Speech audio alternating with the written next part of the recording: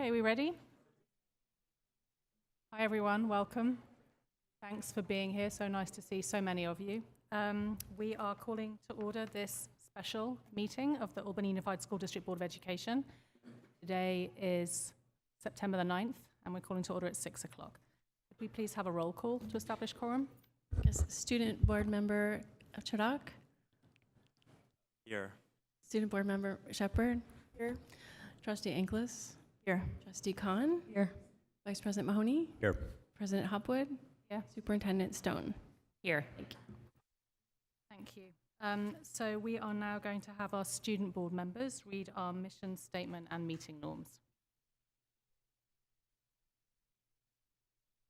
The mission of Albany Unified School District is to provide excellent public education that empowers all to achieve their fullest potential as productive citizens.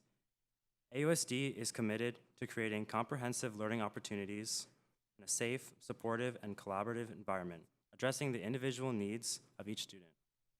Meeting norms. 1, maintain a focus on what is best for our students. 2, ensure a safe environment for all views to be expressed, treating each other, staff, and the public respectfully. 3, endeavor to find common solutions to issues through collaboration without sacrificing one's belief in what is best for students. 4, making a commitment to effective deliberation, each one listening with an open mind while others are allowed to express their own points of view, even if one disagrees. Thank you both. And we're now moving on to item C, which is approval of the agenda. We have an amendment to the agenda, which is that when we published it, Trustee Khan was going to be participating remotely, and plans changed, so she's here. We're very, very happy that she is here. And I also want to mention before we go ahead and vote on the agenda that we are still allowing Zoom participation and public comment on agenda items this evening, because by the time, no, I'm sorry, you're going to have to wait because you're not going that way completely. Sorry.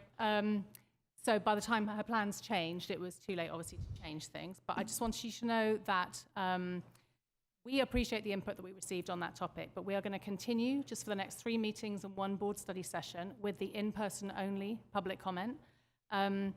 So that was after a lot of thought. And just as schools return to in-person instruction and our meetings and daily operations to in-person participation, we believe that in-person engagement fosters more meaningful dialogue and stronger connections among community members, the board, and staff. And this is a practice that's consistent with many other public agencies in our region, including small school districts like Orinda and Moraga, and much larger ones like Mount Diablo, Santa Rosa, San Jose, and they've all reestablished traditional public meeting practices and returned to in-person comment only. But we're going to do that just until the end of December. Well, it's not really the end of December. Our last meeting in December is the 9th. So we have 3, as I said, regular meetings, 1 board study session, and then we are going to reevaluate. And we appreciate your comments. Please keep them coming. Board meetings will continue to be live streamed and recorded, so you can stay informed even if you can't be here in person. And we encourage you to reach out to the board directly by email at any time to share thoughts, questions, or comments. And on behalf of all of us, I want to thank you for your continued engagement, care, and advocacy for our students, schools, and community, and we really do value your partnership. So let's move on to the newly amended agenda, which is just reflecting that Trustee Khan is actually here in person. Would anybody like to move to approve it? I move to approve the agenda with the modification of Trustee Khan being in person. I'll second the motion. All in favor, say aye. Aye. Aye. Great, thank you so much. Motion passes. And now we will have the Pledge of Allegiance led by Vice President Mahoney.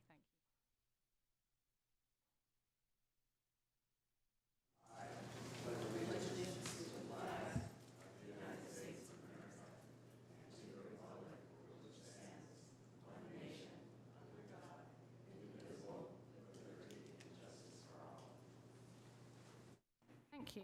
And now we are moving on to our review and action items.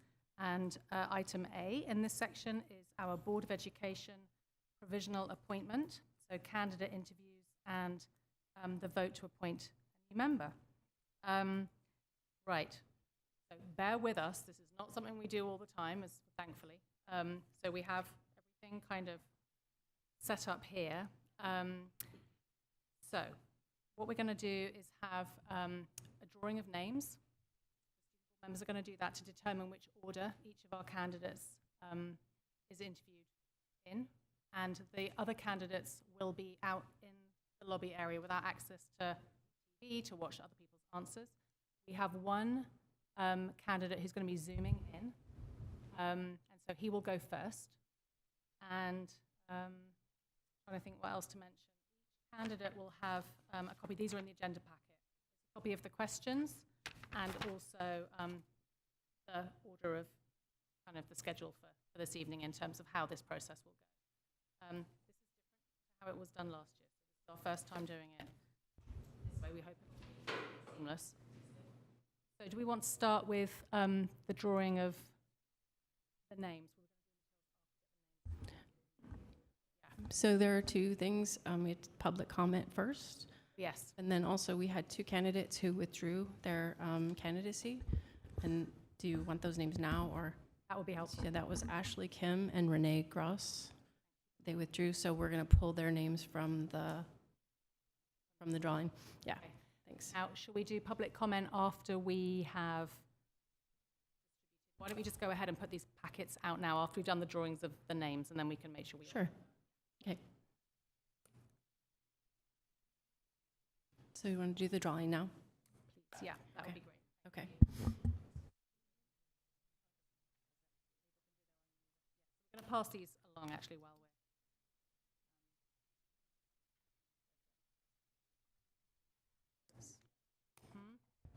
Oh, hang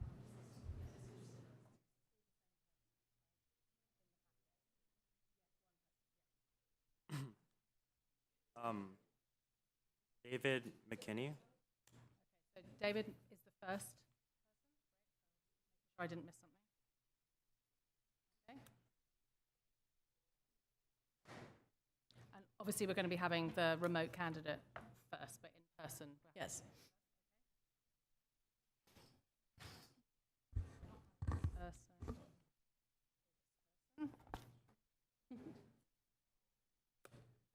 It's okay.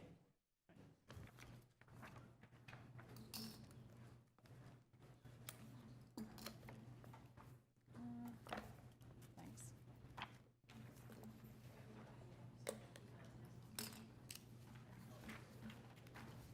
Thanks. So candidate number 3, The second person is Nadine Shaw. Nadine Shaw. Got it? Okay, so we got David first, Nadine second. Thank you. Third, Arthur Pasden. Mm-hmm. Arthur Posden. Okay. Mark Lekis. Okay. John Leckinger. Mm-hmm. Melissa Boyd. Perfect. Okay. Great, thank you. And the candidate, John Destin, will be going first via Zoom. Okay, so is everyone?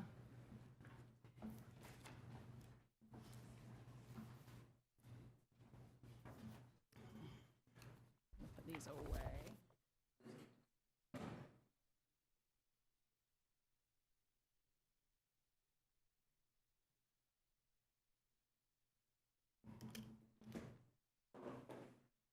Got any left over? Are we good?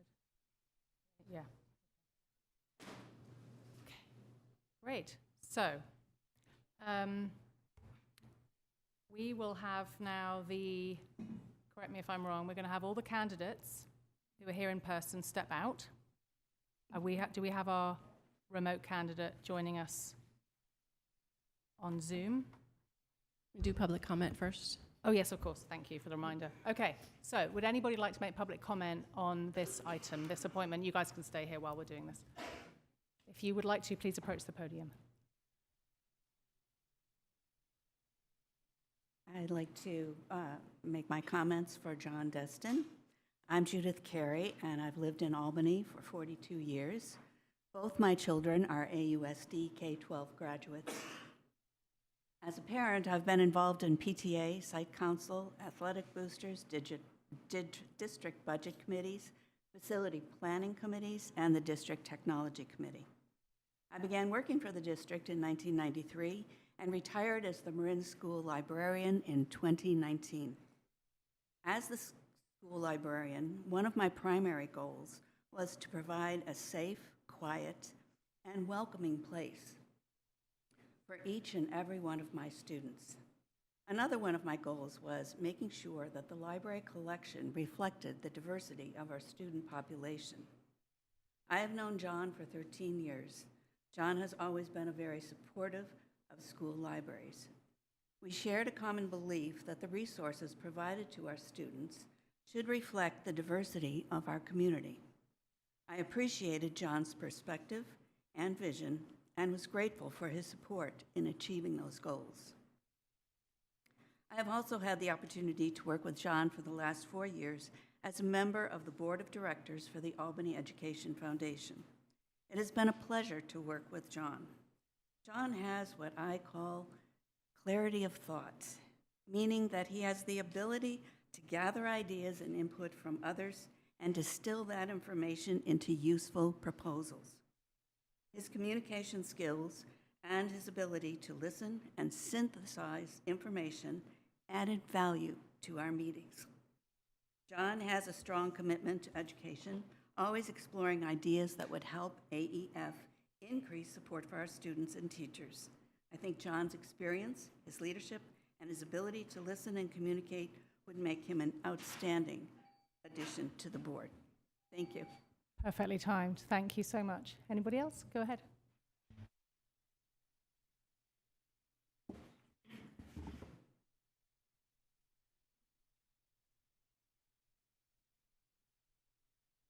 Elected school board trustees, superintendent, Julie, and especially the Teachers Association here tonight. My name is Judy Kerr, and my wife, Barbara Ridley, and I raised our daughter in Albany. She attended Albany Unified School District schools from 1996 to 2009. As parents, Barbara and I were both involved in PTA work and site councils, fundraising for school care and for the athletics program. Undercurrents of discrimination toward people of color, queer people, immigrant communities, and other underrepresented groups were painfully present in 1990s and still flow through our community in 2025. We have lived as a queer family in Albany for 34 years. In that time, there was never an out member of the school board. Tonight, you have the opportunity to change history for the better. John Destin has been a visible and effective advocate for the LGBTQ+ inclusion for almost 20 years. He founded Albany Pride's parent engagement group. John Destin's focus is always on inclusion and equity, not just for queer families, but for all students from all families and all backgrounds. Representation matters. John alone brings insight and a new perspective, strengthened through lived experience, to the Albany Board of Education. In the short term, AUSD faces unprecedented fiscal challenges along with social challenges of an increasingly intolerant cultural environment. I have watched John manage mission-critical decisions in the nonprofit sector by managing values-driven leadership. John Destin is, in my opinion, the most qualified candidate before you tonight. Thank you for your comment. Thank you. Does anybody else have a comment? Go ahead, Peggy.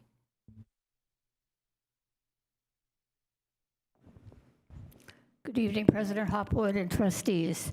I'm Peggy McQuaid. I'm here tonight to speak in support of John Destin. As trustees, you faced many important decisions, but few carried as much weight as appointing a new member to this board. The choice you make tonight will shape the future of our schools and impact our students beginning tonight.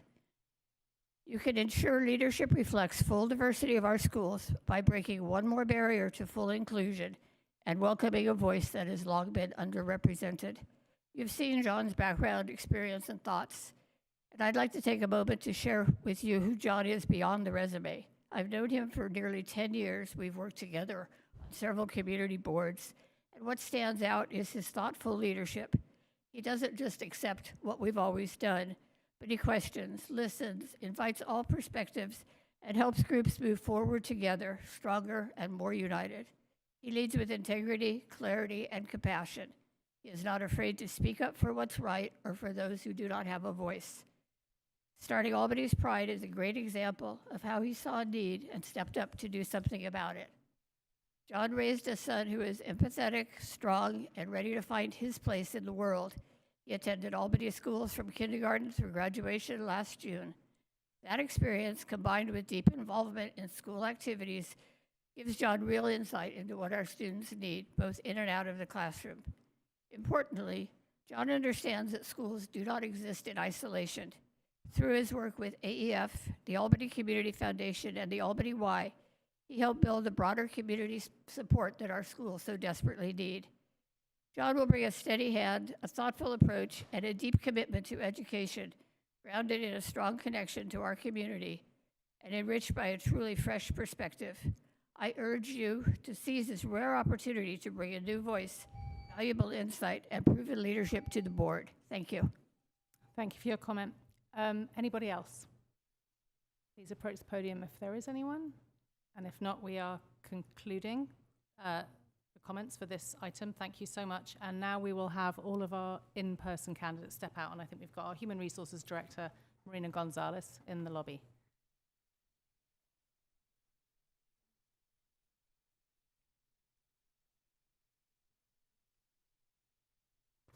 President Hopwood, would you like me to promote John Destin now? Yeah, I was. You please. Oh, you can do it. Yeah, that's fine. I can do it from here, but that's totally Okay. fine. Yeah, you can. Thank you so much, Julie. Okay. I'll wait till everybody's. I just wanted to get on to the questions.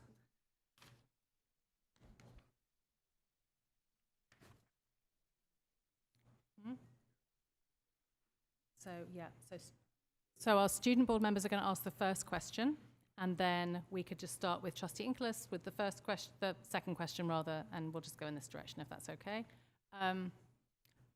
Hi, John, welcome. Hi there. It's late with you. That's okay. Thank Hanging you. in there. Okay. So these questions, you've obviously seen them in the agenda packet. Thank you for your interest in serving. And obviously these questions are aligned with the district goals and just going to help us learn more about your commitment to public education, your ability to work collaboratively, and the values you would bring to leadership. So thank you.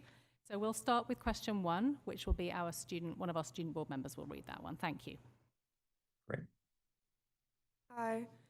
The first question is, tell us about yourself, what you understand about our district, and why you want to be a part of the Board of Education. Yeah, thank you for that question. I'm really excited to be here. First of all, I want to thank those 3 amazing women who just spoke, Peggy, Judith, and Judy. I feel like that's impossible to follow up, but I know we got a long night for you guys, so I'm just going to hit it, which is thank you all for letting me come via Zoom. We're in New York. My son, Sammy, and I are here just before he goes off to college next week. Go Aggies. It's nice to see some familiar faces and some new faces. But let me share a little bit about myself. Some people may not even know, but I was actually born in communist Hungary, and I escaped with my family when I was very young. And that really shaped my perspective.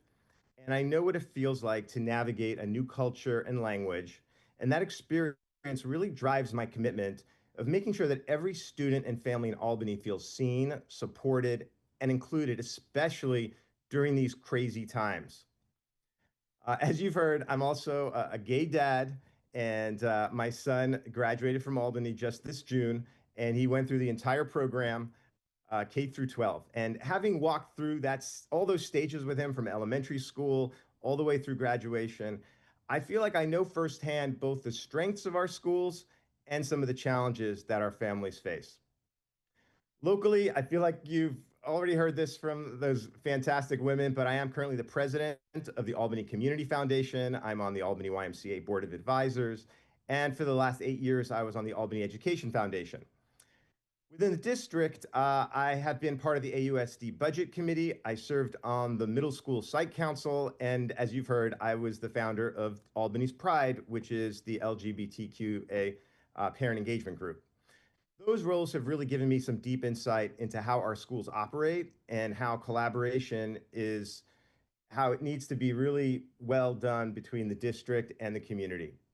Professionally, I spent the last 15 years running my own business, advising Fortune 500 companies which means I'm used to diving into unfamiliar territories. You know, we have new clients all the time, new challenges, we got to learn quick, and we got to make things move really smoothly.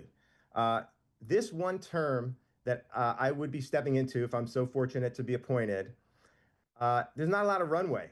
You got to be very quick, you got to get in. So I believe that my ability to get up to speed fast and contribute right away is exactly what the board could use. So I'm here because I deeply care about Albany's students, families, educators. I want to bring my experience, my commitment, my representation, and my collaborative spirit to the district and continue the great work that you guys are already doing. And I believe what I uniquely offer is a fresh perspective shaped by my family's journey through Albany schools, my years of community leadership, and my readiness to bring new energy and ideas to the board right now. Thank you for that question. Thank you. And then Trustee Inglis with the second question. Hello, John. Hi. Why is public education important to you, and what perspective would you bring as a board member? Can you share an example of your commitment to education or community service and explain how you would apply an equity-focused lens to ensure that your decisions reflect the needs of all students? Yeah, public education is extremely important to me. My parents were teachers. My mom was at Columbia Teachers College, and that's why right after college I decided to teach middle school in an under-resourced school in Houston, Texas, where I saw firsthand how much a difference a strong public education could be in a child's life. Here in Albany, like I said, Sammy, my son, he went through the whole K through 12. And so I really got to experience it and the impact of public education, not only as a parent, but also as a teacher.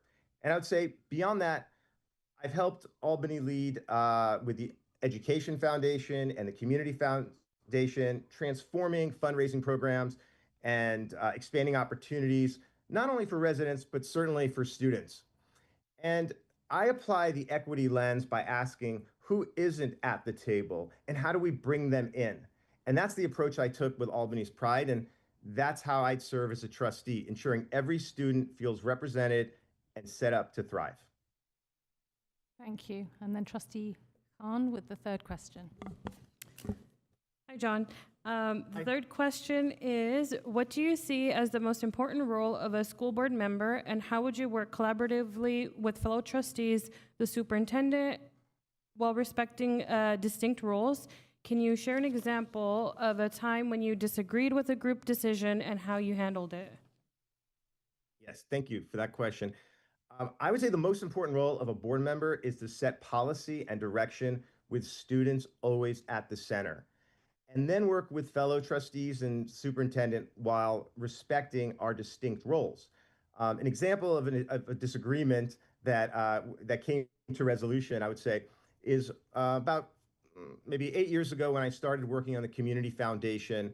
I really felt strongly that people gave us money for grants that we can give, that we should really focus on Albany. And what I discovered really quickly is there were other board members who argued that some causes outside of the city also directly affect Albany families.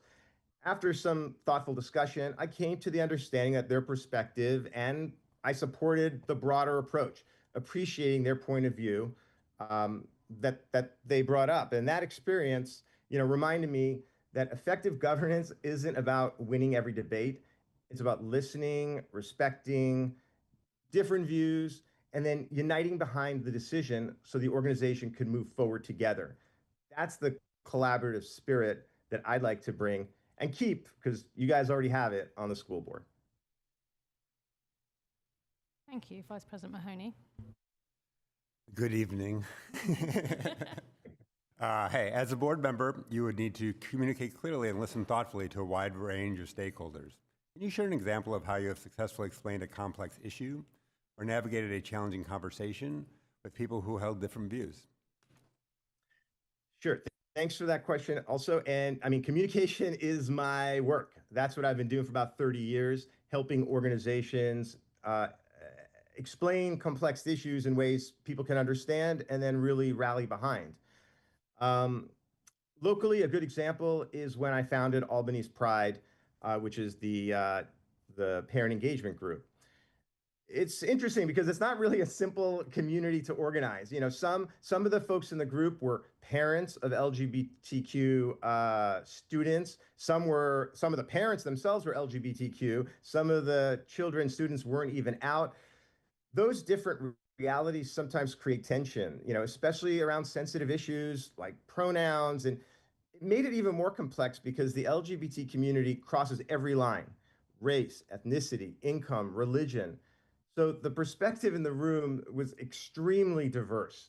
And my role was to listen carefully, acknowledge those differences, and then frame the conversation around shared values, making schools safe, inclusive, and supportive to all students. And I would say by doing that, we build a group that has really lasted and grown. We have great leadership today. We've got great folks doing a lot of work. And that's the kind of thoughtful, inclusive communication that I would bring as a trustee, listening first and finding common ground that helps us all move forward. Thank you. And I have the final question, which is, AUSD serves a diverse community. How would you ensure that equity, inclusion, and representation guide your decisions as a trustee? And how would you use your role to uplift marginalized voices and balance competing needs across schools? Yeah, thank you for that question as well. My own experience as an immigrant to this country and as a gay man raising a child in a multiracial household has shown me how important it is for students and families to see themselves reflected in leadership. At the heart of it, it's simply someone who has lived diverse experiences and understands the importance of needing schools to be safe, supportive, and equitable for every child. Today, too many families worry about their futures and whether their children will be truly accepted or worse. As a trustee, I would work to ensure equity isn't just a value we talk about, but something we deliver in outcomes like achievement. Look at the achievement gap in wellness, in mental health, and in opportunity. And I'll close with this because I think this is the last question. As Judy said, there hasn't been, an out gay person serving on the Board of Ed. Like Judy said, this is a chance to make history, but it's not for me personally, but for what it would say to every student and family in our community about belonging. Thank you.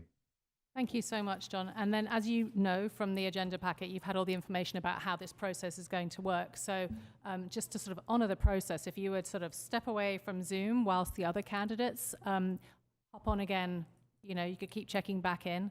So we'll be doing the score tallying towards the end. We have another, I guess, how many do we have total? Was it another six more? Yeah, 6 more candidates. All right, thank you so good. much. I will actually leave the meeting and I can pop back in when. That's perfect. Great. Okay. Thank you so much. Thank you, everyone. Thank you. So we'll just take a second, if that's okay, just to kind of, now, Julie, should we pass our packets down to you at the end of each interview? It's one thing we did not cover, or should we wait until the end? Maybe till the end. Sure, that's fine. Okay. Do you have a comment? Yeah, go for it. Evening. While outside with the other candidates, one of the candidates withdrew. Nadine Shaw. Okay. Thanks for letting us know.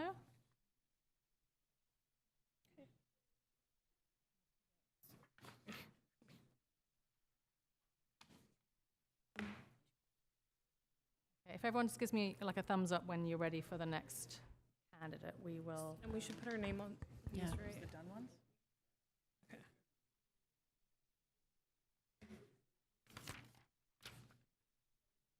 I'm gonna fill my. Here, I'll take those. Yeah. We'll get to it. It's okay.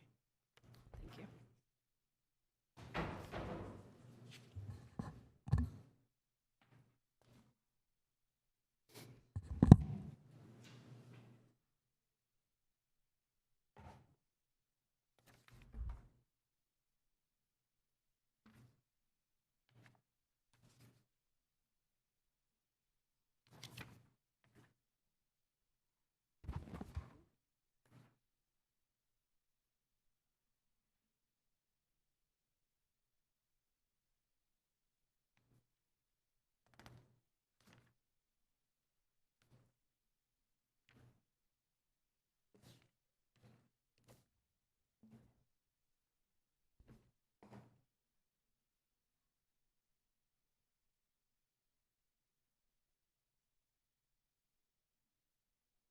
Is everyone ready? We can ask the next candidate to come in, or do you need another minute? I Dana? need 1 minute. Sure. Sorry. If it would be helpful, you could pass your packets for Nadine Shaw down. If it's helpful, you can pass your packet for Nadine Shaw down to less paperwork. Thanks. Hold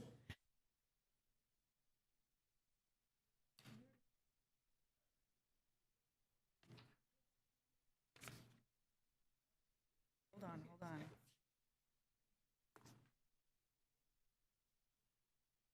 What if I can't add?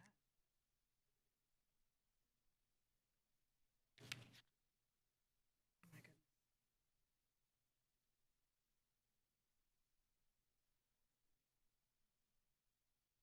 Yeah, that's true. No, no, that one was easy.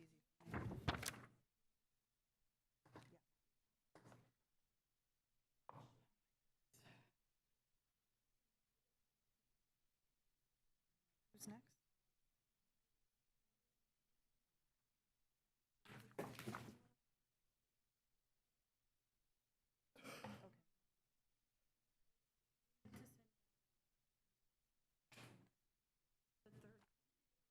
No, no. Keep the one you filled out. No, no, I did already. Oh, you already sent. Yeah, yeah. Oh, okay. Are we ready for the next candidate? Great. David McKinney would be, if we could invite him in, thank you.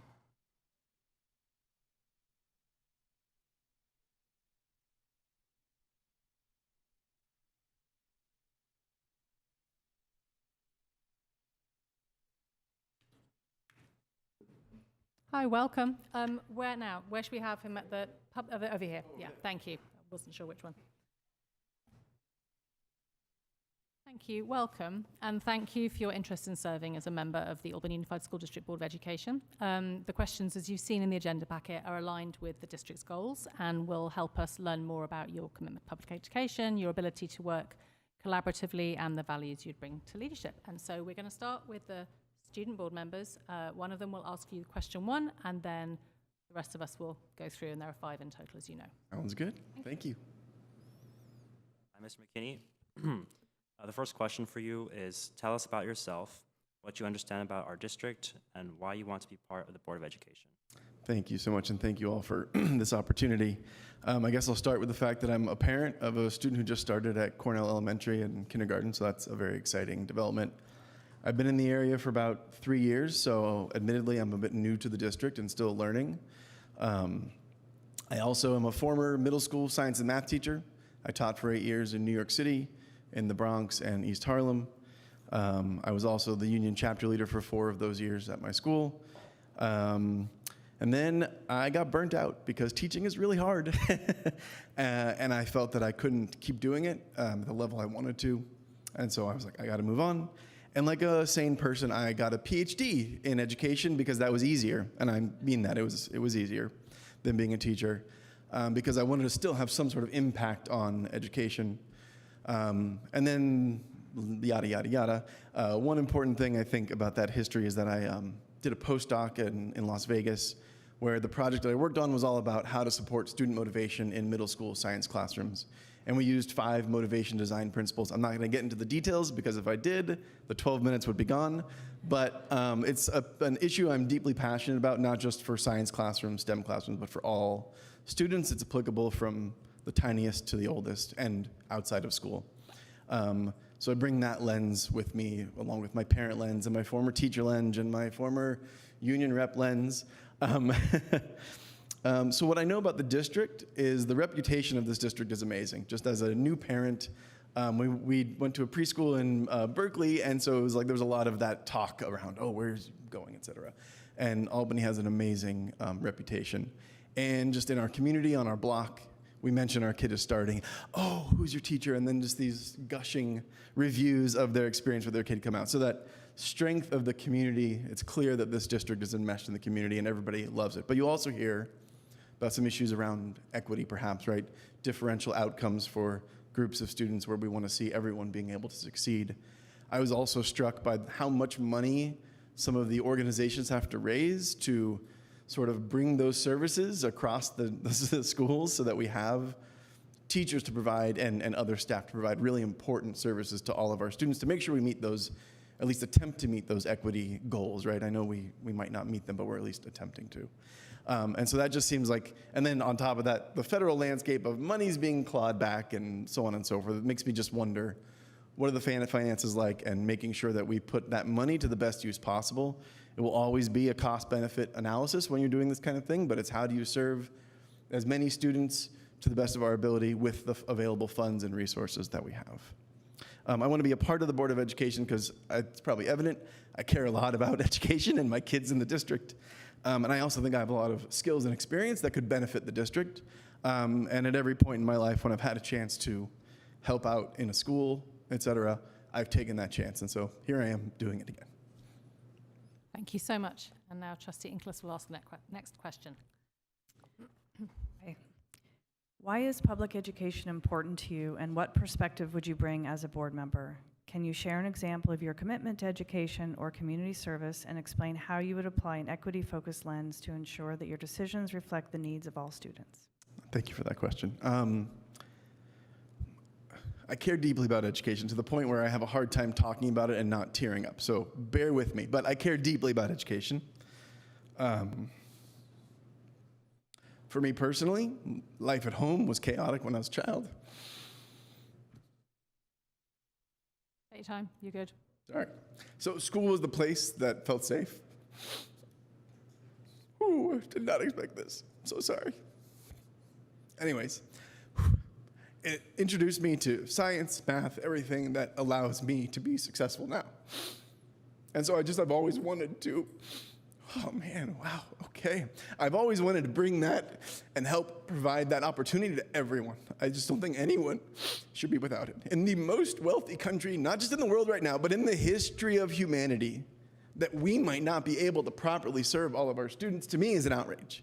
That teaching is so hard. It is so hard. If you haven't done it, I promise you do not understand. If you have, you do. It is really hard. It is exhausting. It shouldn't be that way. For my research on motivation, most students' on average, motivation declines as they get older in school. Why? Why do we do this? Why have we created a system that makes students unmotivated? So these are the things that drive me, that perplex me. Why can't we fix that? And so I'm excited for this opportunity to perhaps bring some of that to the board. One quick example of my commitment, besides 8 years of teaching, union member, and so on. When I was a teacher, we had a program called Citizen Schools that ran a aftercare kind of thing, but it was like extended learning day. It went from 3 p.m. to 6 p.m. So they had City Corps people come in that ran it. But the big thing about Citizen Schools, they would bring in people from the community to teach a 10-week course based on their own passion, their career, et cetera. So we had people from Google, people from the Ad Council, et cetera. Every now and again, though, they couldn't quite get enough volunteers. So I was already working full-time as a teacher, and a couple times they didn't have someone, so I did it. So I would stay 1 day a week for 10 weeks for another 3 hours. So another passion is gardening. So one of the classes I taught was where our food comes from. So we went to the grocery store, we went to the farmer's market, we made maps of where the food comes from. We grew food because you may not realize this, but at least in East Harlem, some students have never planted a seed and seen it grow. And I think everyone should have that experience. So there's one example. Equity-focused lens. I'm a cisgender white man, right? So often it's like, well, I don't fit in a lot of where we see we need that. But I feel like my career speaks for itself. I've sought out opportunities to make sure everyone can receive the best possible education. Thank you. In my role as a chapter leader, my job was not to bring my opinion to the chapter or to the principal. It was to go around the building, talking with everyone. And I feel like the role, in part, is listening to the community, right? A deep sense of empathy for everyone. Understanding where people are, what their experiences are. I will never know for anyone else. We are all at the center of our particular intersections. And that's my experience. And you all have your own experiences. So I can't know that concretely, but I can listen and I can be empathetic. So I think that is how I would bring that ability to understand. And then I think measuring these things and having a feedback loop where we actually respond when there's a problem of a lack of, say, equal outcomes or equal opportunity, whatever the goal may be, and we have a feedback loop. And I think that's sort of the most effective way to do things. Thank you so much. Okay, Trustee Khan with the next question. Thank you. Question 3, what do you see as the most important role of a school board member, and how would you work collaboratively with fellow trustees and the superintendent while respecting distinct roles? Can you share an example of a time when you disagreed with a group decision, and how did you handle it? Sure. I think that empathy thing I just spoke about is probably top of the menu here. And I mean that in like listening to the other members of the board, listening to the community, obviously then incorporating that with my knowledge and experience and bringing forth what I see as perhaps the best way forward, and then having those collaborative conversations where we come to first a shared understanding of goals and values, and then a decision about what to do. An example, I work currently on a large grant that has where I work, which is I didn't mention, I now work as an education researcher. I guess I should say that in this form. I put it in my form. And so I work all the time with universities, et cetera. So it's a project with our team and then 3 universities, lots of very smart, very opinionated people.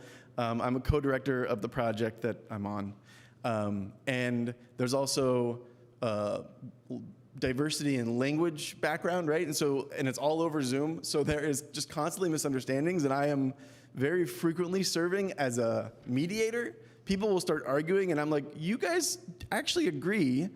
And then I sort of try to rephrase what people have said and check, like, is this what you meant? And they're like, yes, that's what I meant. And the other person's like, oh, I didn't realize that. And then we actually can have a conversation about the thing that we're having a conversation about instead of something that someone misheard.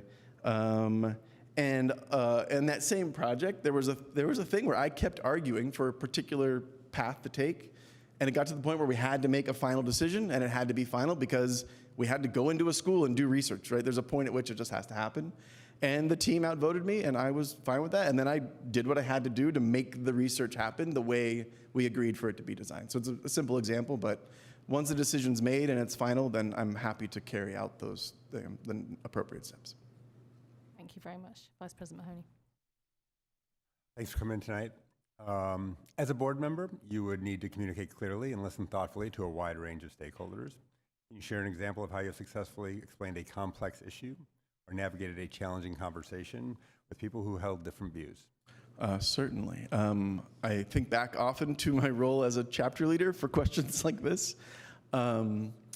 Frequently, there would be conflicts between teachers and principals. And whether or not I actually agreed with the teacher, that wasn't my role. My role was to make sure that the teacher had due process and to make sure that their views were represented when we had, there's like a consultation meeting that was in the UFT contract way back when. Who knows what it is now? I have not kept up to date on the New York City politics. Anyways. Frequently I had to sort of take the teacher's perspective, even if I necessarily was like, why did you give the child cookies? I don't know, but that's what happened, and we're going to make sure that you have the due process exercise to make sure that you get a fair shake at whatever the consequences might be, and that we follow the letter of the contract in that case. I'm trying to think. I'm sure I'm running out of time, so I'll stop there. But yeah. Thank you. And last question. AUSD serves a diverse community. How would you ensure that equity, inclusion, and representation guide your decisions as a trustee? And how would you use your voice, sorry, I said this twice now, your role to uplift marginalized voices and balance competing needs across schools? I feel like a bit of a broken record, but I do think it is vitally important to listen and have deep, deep empathy for people's experiences. So I think that is, so gathering information, and like I said, also just monitoring how progress is being made. And, there are points at which you're like, oh, whatever we thought was going to work isn't going to work. Schools, districts, classrooms are complex spaces. Another research passion of mine is complexity. a classroom emerges from all the people in it interacting. A district emerges from all the board's decisions, all the teachers, all the everyone, the community creates the district, right? It is a living thing. And so if something we're doing isn't working, we also need to make sure that we pivot when possible to adjust and make sure that we are serving those needs of all of our students, especially those who come from backgrounds that have been historically marginalized and are currently marginalized. And balance, I think, is always a challenge, right? Like, how do you make sure that you're doing right by everyone even if we had a bigger budget, at some point that budget, we hit the limit of it, right? There's always a trade-off. So how do you make sure that everyone is getting their fair slice of the pie, if you will? And I think one way is that you make a goal being equity, not just that, oh, look at that, we don't have equity, oh no. That's got to be a goal, so that drives how you are making decisions in the first place, and then constantly monitoring to make sure that you're on progress the way that you expected to be on progress.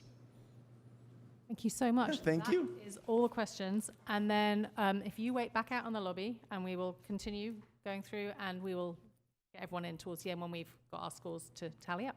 Sounds good. Thank you all so much. Nice to see you. Have a good night.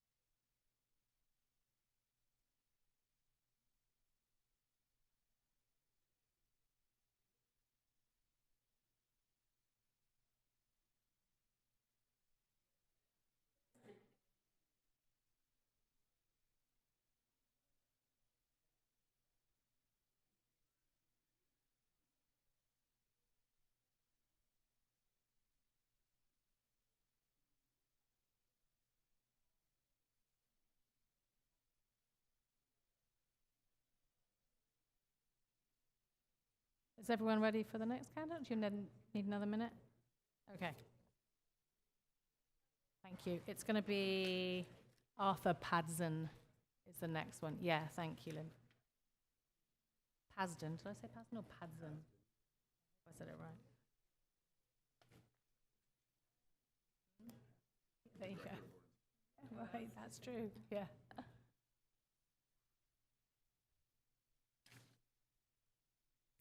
You're going to go right over there.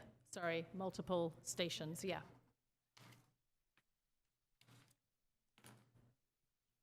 Thank you so much for being here, and thanks for your interest in serving as a member of the Albany Unified School District Board of Education. And our questions today are aligned with our district goals and will help us learn more about your commitment to public education, your ability to work collaboratively as part of a governance team, and the values you would bring to leadership. And we have 5 questions for you, as you will have seen in the agenda packet. And the first one will be asked by one of our student board members, and then we will just work down the line here. Thank you. Hi. Our first question is, tell us about yourself, what you understand about our district, and why you want to be part of the Board of Education. Thanks, Mackenzie. My name is Artur Pazdan. I'm an Albany resident for 12 years, and I'm a proud parent of 2 USD students. I'm the son of immigrants. English is my second language, and I'm a product of the public education system. I've had a real diverse career in software and operations and civil engineering, and through that I've come to understand that community governance requires deep empathy to ensure equitable outcomes for diverse communities. Albany has a strong reputation for academic excellence and a tight-knit community support. There is no Albany without the Albany schools and the environment that teachers have cultivated for our students and parents. Through ballot measures and school reconstructions and state funding formula changes, we've all come to understand that we're navigating budget pressures while maintaining manageable class sizes and all the robust programs that our students have come to expect. This district's recent focus on social emotional learning and the ongoing facilities improvements shows our commitment to the whole child. Why I want to serve, in a word, it's stewardship. I want to serve because I believe every Albany student deserves excellent opportunities, and my own diverse experience across the public and private sectors gives me the tools to help make sound decisions about resources and policies. I'm committed to transparent communication with families and supporting our educators so every child can thrive academically and personally. Thank you so much. Trustee Inglis will ask the next question. Hello. Hi. Why is public education important to you, and what perspective would you bring as a board member? Can you share an example of your commitment to education or community service and explain how you would apply an equity-focused lens to ensure that your decisions reflect the needs of all students? Thank you for the question, Trustee. Public education is the foundation of our democracy. It's where children from all backgrounds come together to learn, grow, and discover their potential. As the son of immigrants and a first-generation college graduate, I've seen firsthand how quality public education can transform lives and strengthen entire communities. I'm here because my high school physics teacher, almost 30 years ago to the day, encouraged his whole class to serve on your school board. It's the most important civic duty, the most impact you can have as a citizen to uphold democracy and ensure an informed electorate. Now, as a civil engineer in heavy construction, I was very used to always hiring from diverse, talented candidate pools, and I was shocked when I went into software and I saw its complete lack of diversity. So through every single software startup I ever worked at, I would have to lead the implementation of inclusive hiring practices because founders don't think about these things. Investors don't think about these things, they just want the same rubber-stamped, Stanford, Ivy, whatever, and by increasing underrepresented staff and maintaining high performance standards, those diverse perspectives matter when you're trying to build something great. Now, an equity-focused lens means asking, how does this decision affect our most vulnerable students? Before every vote, I would insist on disaggregated data to see how policies impact different student groups. Race, income, language, ability. For example, when evaluating a new math curriculum, I'd want to see pilot results broken down by demographic group to ensure it works for all learners, not just the median.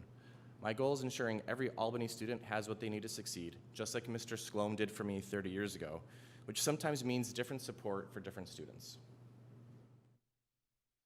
Thank you. And now Trustee Khan. The next question, what do you see as the most important role of a school board member, and how would you work collaboratively with fellow trustees and the superintendent while respecting distinct roles? Can you share an example of a time when you disagreed with a group decision and how you handled it? Thank you, Trustee Khan. A school board member's most important role is setting policy and strategic direction while ensuring fiscal responsibility and accountability to our community. We govern, not manage. The board establishes the vision and policy while the superintendent and staff handle day-to-day operations. My job would be asking the right questions, making data-informed decisions, and ensuring our policies serve all students effectively. Effective collaboration starts with active listening and assuming good intent. I prepare thoroughly for meetings, ask clarifying questions, focus on our shared goal of student success. With the superintendent, I'd provide clear direction and support while respecting your professional expertise. When trustees disagree, I'd work to understand different perspectives and find common ground, always keeping our discussions focused on what's best for students rather than any personal preferences. Now, in my professional career, building software and logistics and bridges, my literal job forever has been to facilitate solution creation and advocate for outcomes, not my own ideas. Whether it's city street furniture, the right lamppost, or retail merchandising, I've never let my own preferences get in the way of doing what's in the best interest of those involved. If we align to principles and the decision upholds the principles, I can disagree and commit, as I would encourage everyone here to do. Thank you. Now, Vice President Mahoney. Hi, thanks for coming in. As a board member, you would need to communicate clearly and listen thoughtfully to a wide range of stakeholders. Can you share an example of how you have successfully explained a complex issue or navigated a challenging conversation with people who held different views? Thank you, Vice President Mahoney.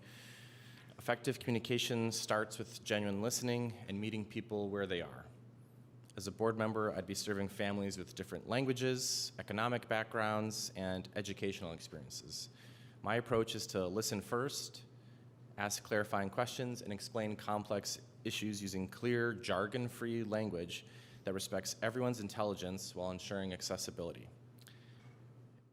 Long time ago, as a civil engineer, I had to conduct public hearings for projects of significance. And for certain municipal clients, I would facilitate city council meetings as their acting city engineer. I oversaw the environmental document preparation for the California high-speed rail from San Jose to Merced, so I had to explain the project in several public hearings in the South Bay. Currently, as a software product manager, I have to explain technical trade-offs to business leaders all day, every day. My superpower really is to uncover the group genius and ensure common understanding. These experiences have taught me that people first need to be validated. They need to feel heard before they can hear you. As a board member, I'd hold regular office hours, provide meeting summaries in multiple languages to the extent we can, and use various communication channels to reach all families. I'd also commit to explaining the why behind board decisions, not just the what, because transparency builds trust and engagement. Thank you. Now, the last question. AUSD serves a diverse community. How would you ensure that equity, inclusion, and representation guide your decisions as a trustee? And how would you use your role to uplift marginalized voices and balance competing needs across schools? Thank you, President Hopwood. Equity means ensuring every student gets what they need to succeed, which isn't always the same thing. Before every decision, I'd ask, again, who benefits from this policy and who might be left behind? I'd insist on data, looking at academic outcomes, disciplinary actions, and program participation broken down by every last possible status that matters. If we see gaps, we need to understand why and address root causes, not just symptoms. I'd work to institutionalize voice, not just invite it occasionally.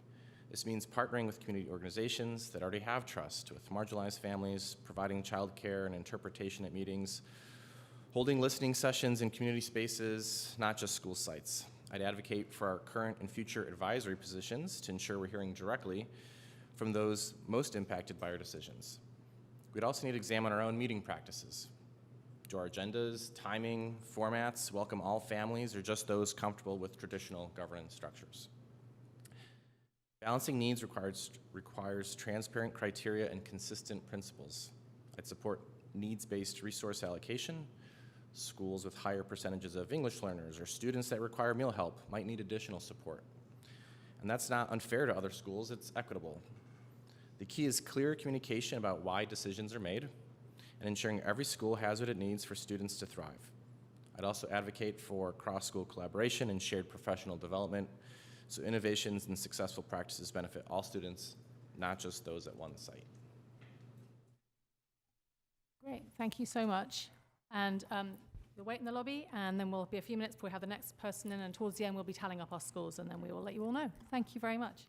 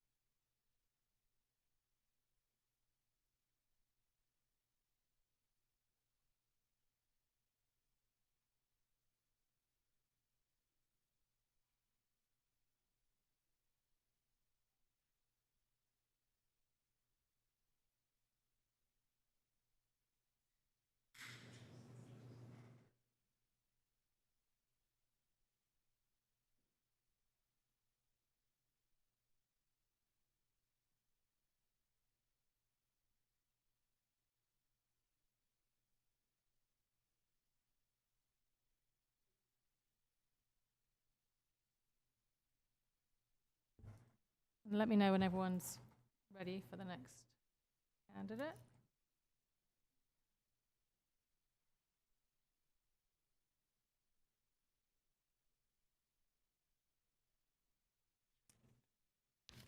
You ready? Great. Fine. Take your time. Linda, could we please have Mark Lekas or Likas? I'm not sure how to pronounce his last name. Mark. Yeah, just Mark. There's only one Mark. We're good.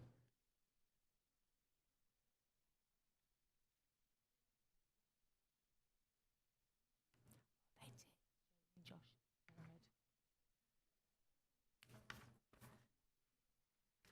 Hi, welcome.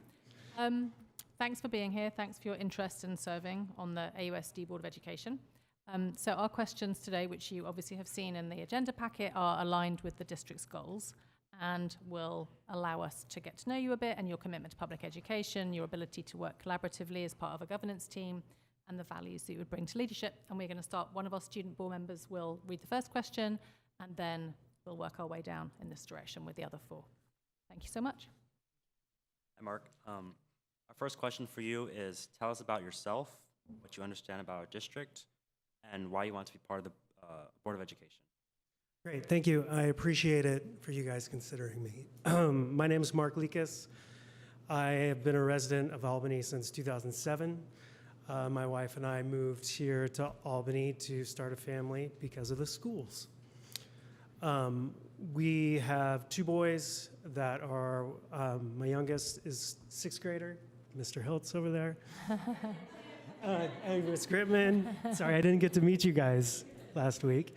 And then I have a 10th grader at Albany High School. They both went to Marin. We saw the amazing work of the Marin transformation. We saw the amazing work of the board that was able to facilitate the logistics of 3rd graders, 2nd graders with middle schoolers, 3rd graders with high schoolers. It was amazing. Or 5th graders with high schoolers. So my background, why I want to work on the board, or why I feel like qualified, is for the last 23 years, I've been I've worked with a global guitar company.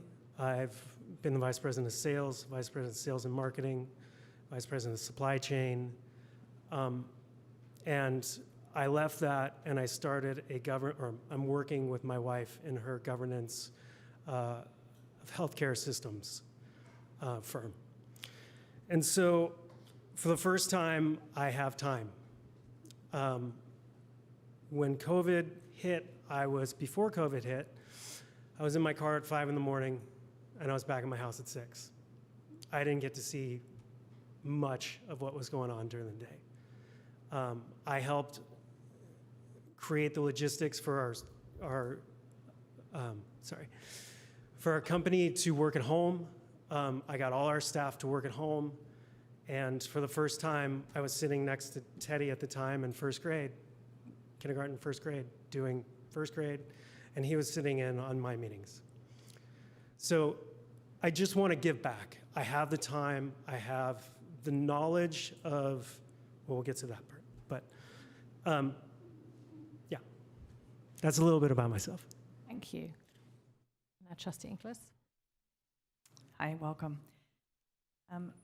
So why is public education important to you, and what perspective would you bring as a board member? Can you share an example of your commitment to education or community service and explain how you would apply an equity-focused lens to ensure that your decisions reflect the needs of all students? Thank you. It's important to me because of my children, because of the community, and how public school helps us get our children to be the best they can be in our community. They see more of the community than I'm going to see in my work arena. They expose the community to me in my work arena and our family. They bring a broader sense of the community, dropping my kids off at school and meeting new parents and seeing new faces and meeting people I've never met before. It's amazing. What I can bring as a board member is I can bring the ability to listen, to be here, to make sure everyone's thoughts and what they're saying is represented, and most importantly, who's not saying anything and what is going on and how can we help them. As far as community service, I went to school at UC Davis. I was a sociology major, a minor in, a mini minor in early childhood development. I worked at, during school and at my tail end for about a year, I worked at Sears Chavez Elementary School. And my brother was undiagnosed ADHD, and I show up the first day and the staff says, well, Russell, he's kind of a problem. No one just, he causes trouble. First thing I did is say, hey, Russell, what's going on? My name's Mark, nice to meet you. You wanna go outside? We went outside. Russell was amazing. Russell just needed someone to get on his level and do something with him. After that first week, his mom came to me and just said, thank you so much. No one's ever talked to Russell other than Russell's a problem. Go over there, Russell, do what you want. So I'm a big proponent of mental health, ADHD engagement, not other methods. I guess that's kind of where I'm at. Thank you. And now Trustee Khan. Thank you. Next question is, what do you see as the most important role of a school board member, and how would you work collaboratively with fellow trustees and the superintendent while respecting distinct roles? Can you share an example of a time when you disagreed with a group decision and how you handled it? Yeah. So my opinion, the number one goal of the board is to adhere to the mission. Mission is number one. Governance is the conscience of the entire body. It is governance, good governance listens to staff, superintendents. They're not the heart of the engine. We just make sure that decisions are made based on the best to the mission standards. Strategy is created with the same mission-based, using data, making sure the data is accurate. What was the second part? Can you share an example of a time when you disagreed with a group decision? Besides my dinner table every night.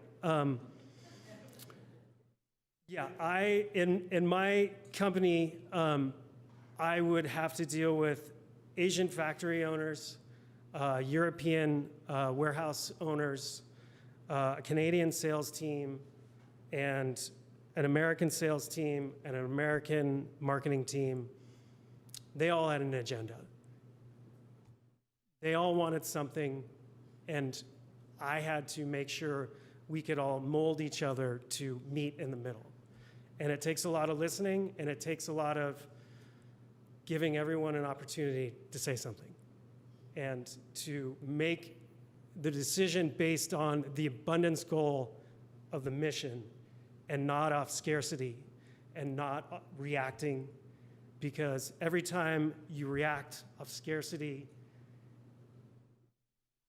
a bad budget cut, you create a human impact. And so that's going to affect your mission. Thank you. Now Vice President Mahoney. Good evening. As a board member, you would need to communicate clearly and listen thoughtfully to a wide range of stakeholders. Can you share an example of how you have successfully explained a complex issue or navigated a challenging conversation with people who held different views? Yeah, I'm going to just go back to the business element for now, but it should all bleed. A couple years ago, national policy was very heavy in tariffs. And our company, as an importer, we pay the tariff.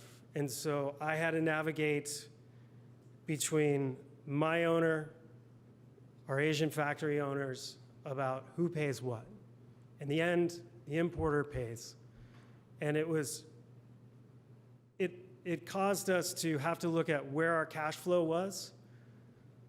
Now, every $100,000 that would come into the port, we would have to pay $25,000 right away. So we would have to think about our goal, our mission in this company was to give affordable instruments to everybody. We now had to make decisions on, is this line going to be able to sustain itself anymore? Because our cash flow is stricken. So it's an ugly thing. You have to have the ugly conversations, and you have to govern with the ability to make the right decision for the mission. And in the end, we tried. We tried our best. Thank you. Now, last question. AUSD serves a diverse community. How would you ensure that equity, inclusion, and representation guide your decisions as a trustee? And how would you use your role to uplift marginalized voices and balance competing needs across schools? Thanks. I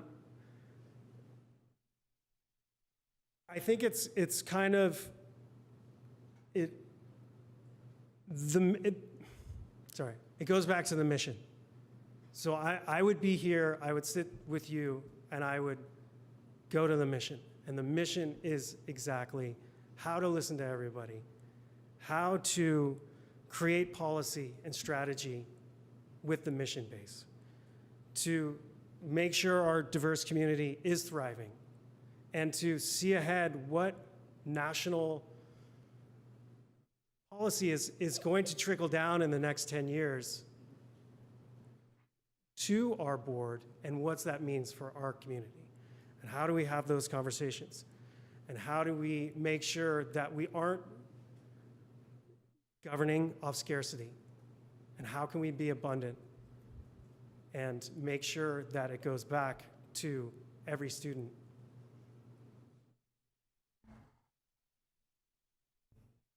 Great. Thanks, I appreciate it. Thank you so much. Yeah, so if you take a seat back out in the lobby again, we'll have the next person, and then at the end we're going to tally all our scores, and we will let you guys know. I appreciate it. Thank you so much. Thank you so much.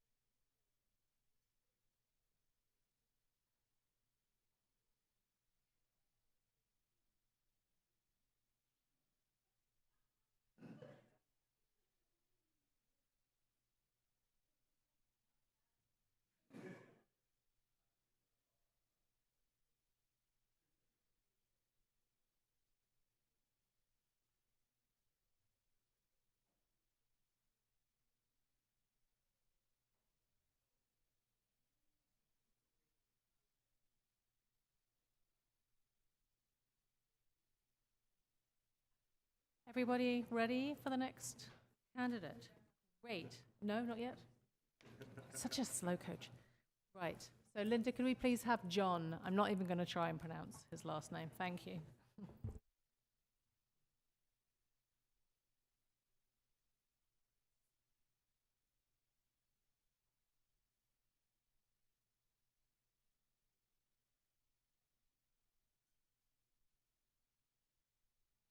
We're going to have you over there, if that's all right. Thank you.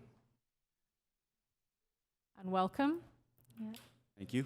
Thanks for being here. Thank you for your interest in serving as a member of the Albany Unified School District Board of Education. Our questions today are aligned with the district goals and designed to help us learn more about your commitment to public education, your ability to work collaboratively as part of a governance team, and the values you would bring to leadership. And you've seen the questions, part of the agenda packet. Our student trustees will ask the first question, and then the next four will be asked by each of us in turn. So thank you very much. Hi, John. Our first question for you would be, tell us about yourself, what you understand about our district, and why you want to be part of the Board of Education. Great, thank you. My name is John Leitchinger. I have 2 sons in the high school here. I have known about Albany School District for some time before I moved here, but it's considered one of the best school districts in the inner East Bay. 3 elementary schools within 1 square mile already tells it. So when a new family is going to move in, or they've just moved in, I explain, hey, there are 3 elementary schools here in 1 square mile. You've made the right choice. So I just know that it tries to meet the high standards of education, and it does a great job at doing that. So I know the teachers at the schools are the best that can be, and I know that they all meet together, all the elementary school teachers meet together to create the same curriculum, which is a great curriculum. And it's very inclusive here in this district. Thank you so much. And now Trustee Inglis will ask a question too. Hi, John. Why is public education important to you, and what perspective would you bring as a board member? Can you share an example? Sorry, it's long. Can you share an example of your commitment to education or community service and explain how you would apply an equity-focused lens to ensure that your decisions reflect the needs of all students? Okay, so I grew up in the public school system. I was also bused into an inner city school. So without that experience, I don't think I have any perspective of what we have here. It's a very complex school system. It's more, I mean, the school system that I grew up in was pretty much upper middle class white. But the one I was bused to was not, by a long shot.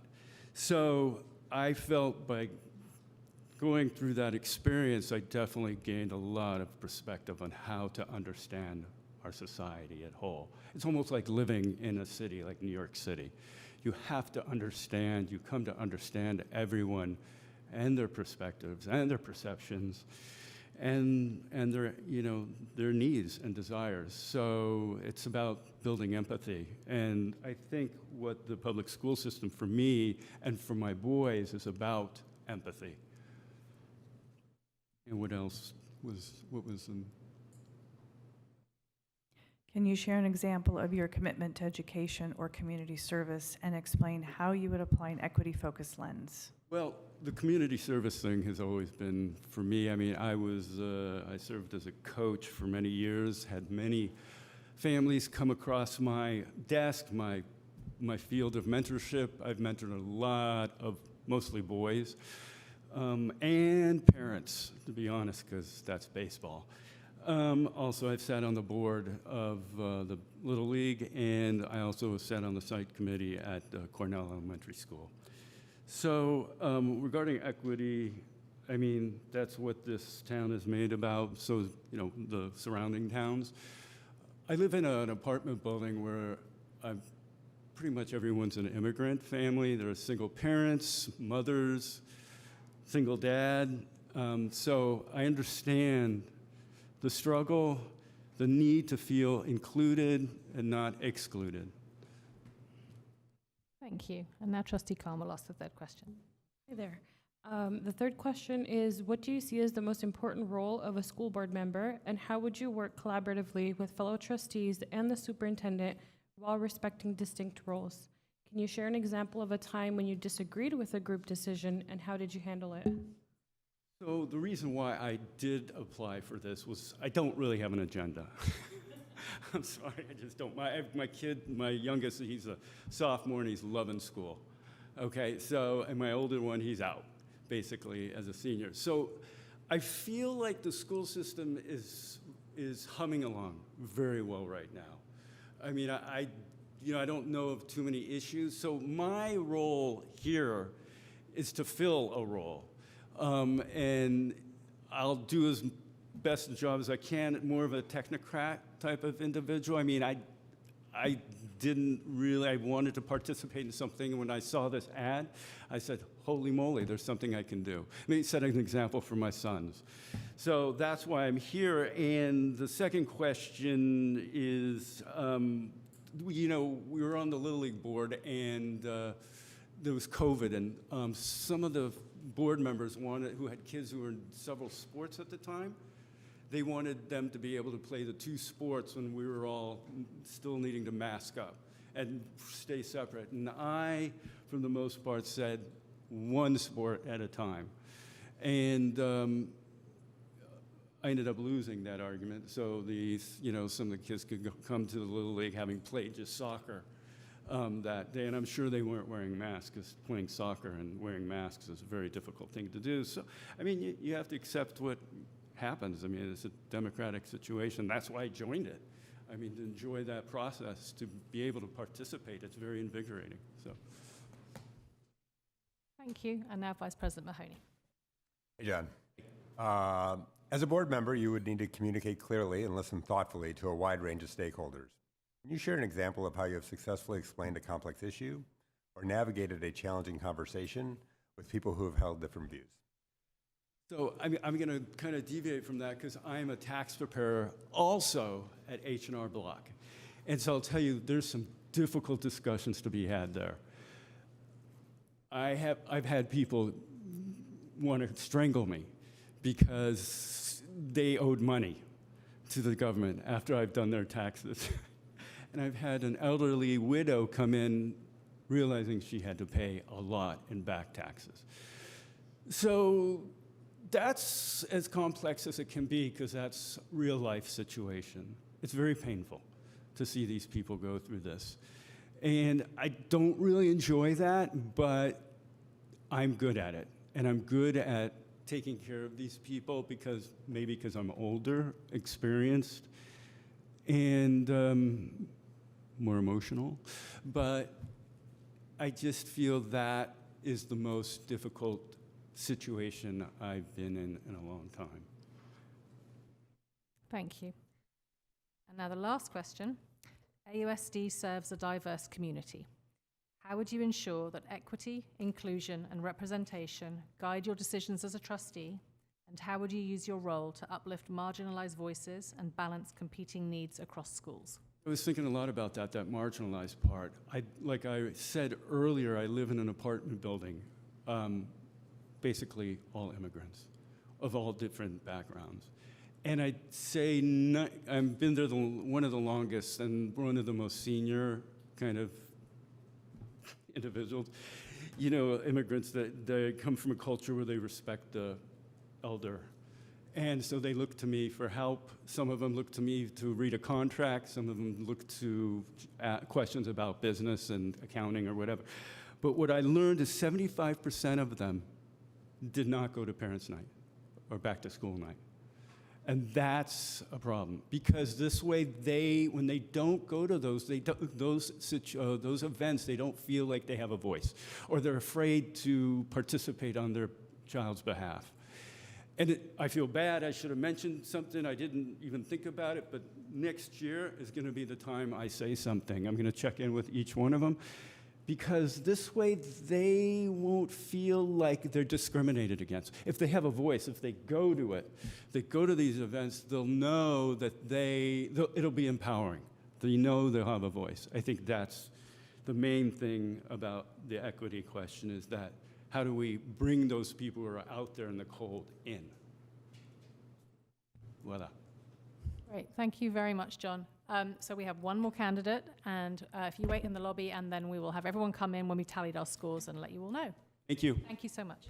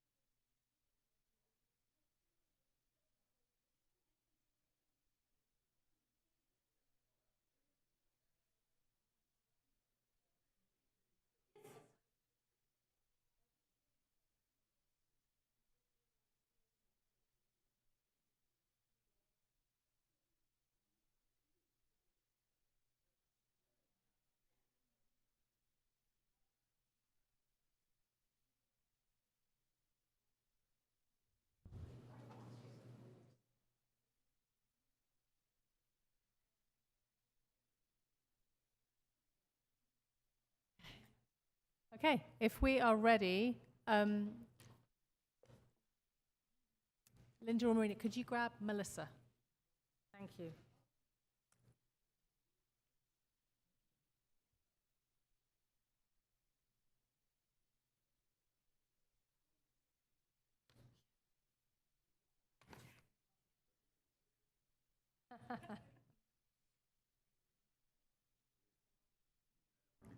Well,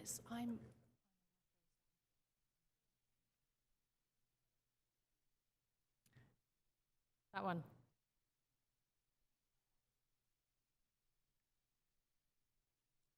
Welcome. I'm just going to read the same spiel that I've read to everyone else. So thank you for being here, and thank you for your interest in serving as a member of the Albany Unified School District Board of Education. Our questions today are aligned with the district's goals and designed to help us learn more about your commitment to public education, your ability to work collaboratively as part of a governance team, and the values you would bring to leadership. We have 5 questions, as you will have seen. The first one will be asked by one of our student board members, and then we will work down the line with the other 4. Thank you. Hi, the first question is, tell us about yourself, what you understand about our district, and why you want to be a part of the Board of Education. Thank you, and thank you everyone for this opportunity. My name is Melissa Boyd. I am a parent of 2 children in the district, one who's an 8th grader and one who's an 11th grader. We've lived in Albany for 12 years. We've been in the district. My 11th grader started in kindergarten at Marin, so we've been here all that time. I was a school board trustee from the years of 2020 to 2024. I have been a very involved member, often serving as an officer in the Black Parent Advisory Group for a number of years. I don't remember how many. I was one of the founding members of a fabulous little committee called the IDEA Committee at Marin. That was the Inclusion, Diversity, Equity, and Access Committee. We formed in 2019 or sort of late 2018, kind of leading into COVID time. I'm a recently elected board member of the Albany Education Foundation. Okay, I think those are all of those things.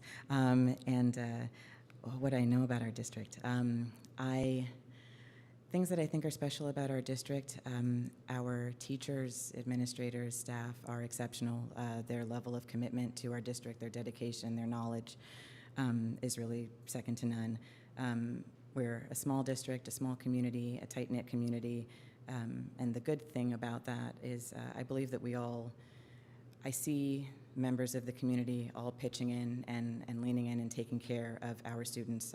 I am blown away by all of the service, all the volunteering that happens, and I think that's really special about being here in particular.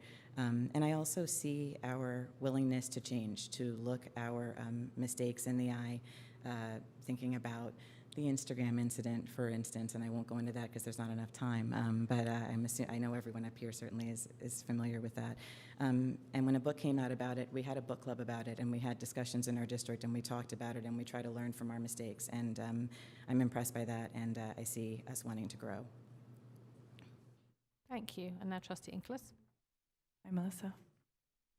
Why is public education important to you, and what perspective would you bring as a board member? Can you share an example of your commitment to education or community service and explain how you would apply an equity-focused lens to ensure that your decisions reflect the needs of all students?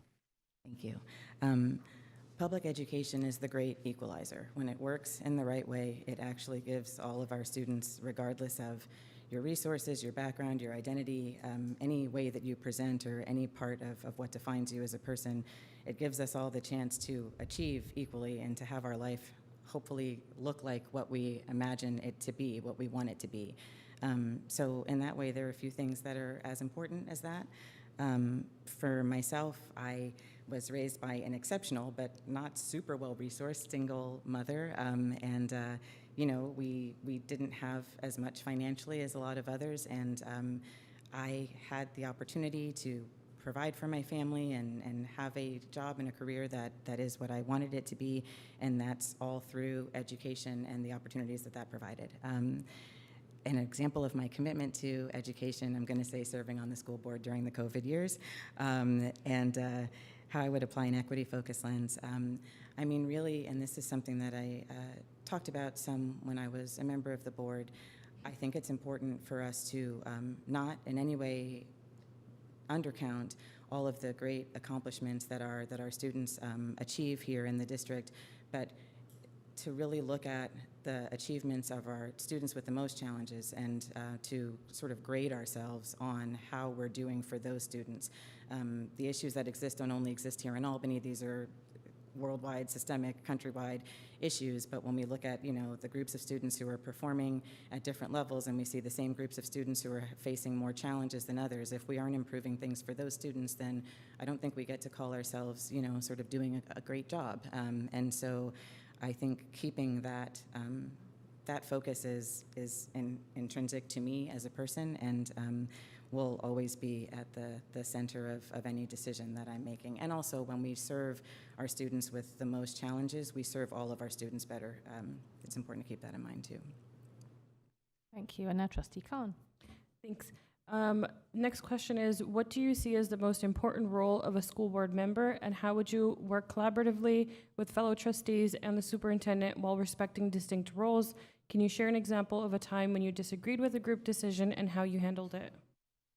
Thank you. So I've heard it said many times, and I've internalized it and believe it is true. The role of the student board is the what, the sort of the big guiding principles, the ideas, and the role of our administrators and our teachers and our staff is the how do we implement those things.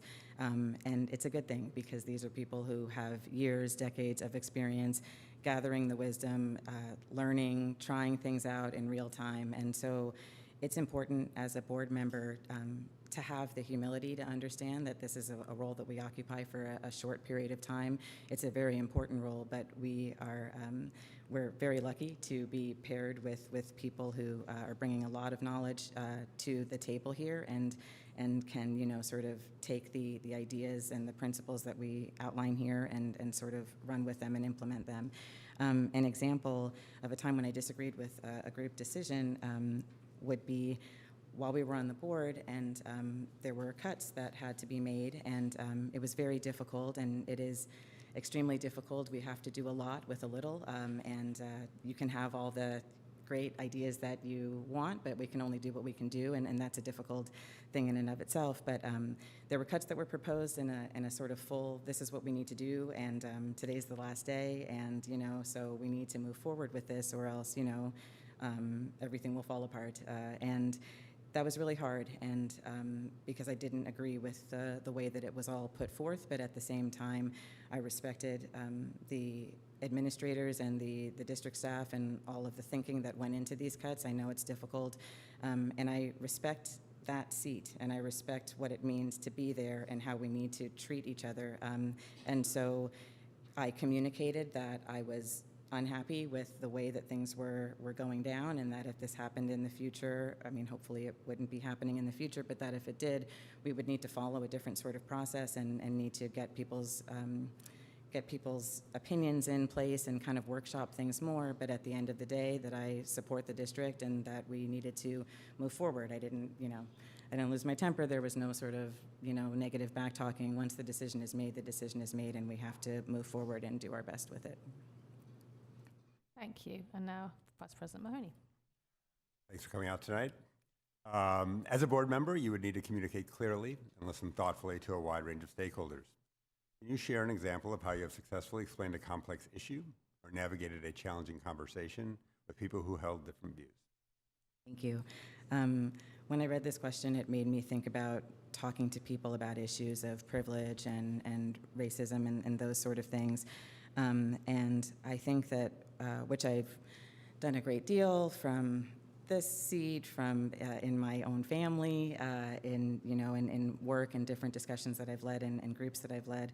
And what I try to do is find common ground with people and put people at ease. So in that specific situation, when we're talking about race and racism, I remind people that this is not a conversation about whether you're a good person or a bad person. This is not a conversation about, none of us who are alive right now have created the issues that we are, dealing with, and none of us are immune to them, and we're all impacted by them. So we're all sort of, and also I'm struggling myself, and I'm growing myself, and I am very happy to offer times when I've put my foot in my mouth in ways that I've made mistakes as a way to humanize myself, be super clear about the fact that I'm not like up on high looking my nose down at people, that I'm recognizing that we're all we're working, hopefully, to be the best versions of ourselves that we can be. We're all evolving, we're all growing, and so, because when people feel like you're criticizing them, they get defensive, and conversation shuts down, and there's no opportunity for growth.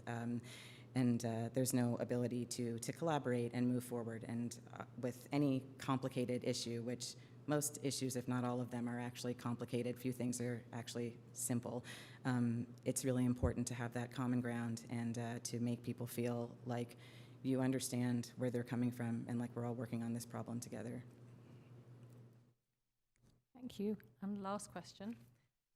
AUSD serves a diverse community.